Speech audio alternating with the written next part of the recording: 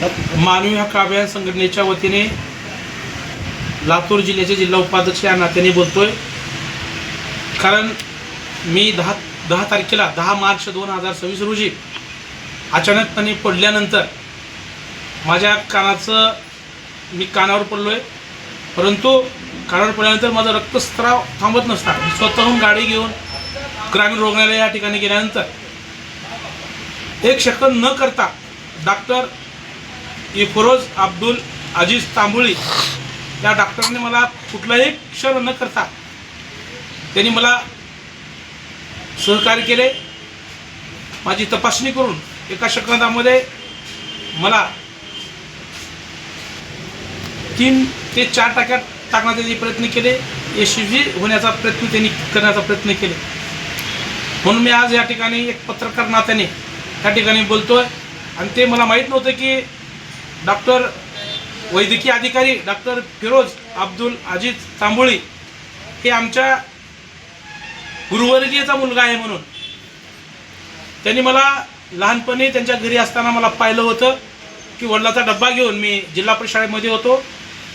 कारण 1ली ते 7वीपर्यंत जिल्हा परिषद शाळा आहे, त्या शाळेमध्ये मी शिक्षण घेतलं होतं।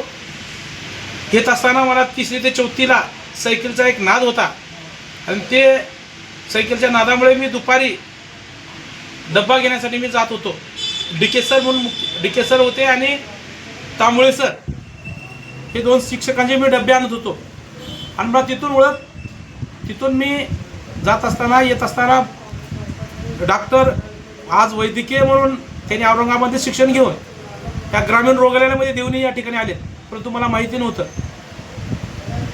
नंतर मी त्यांना दुसऱ्या दिवशी भेट झाली की मला दवाखान्यातल्या गोळ्या नका, बाहेरचे द्या। त्यांनी म्हणले की असू द्या, तुम्ही बाहेरची दवा घ्या आणि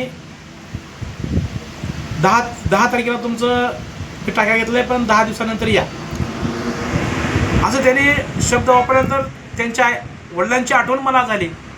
आणि मी आश्चर्यचकित झालो की असला वैद्यकीय डॉक्टर या देवणी ग्रामीण लाभला। कारण त्याने त्याच शाळेमध्ये शिकून जिल्हा परिषद शाळेमध्ये शिक्षून आज वैद्यकीय अधिकारी आहेत आणि ते मी डोळ्याने पाहतोय।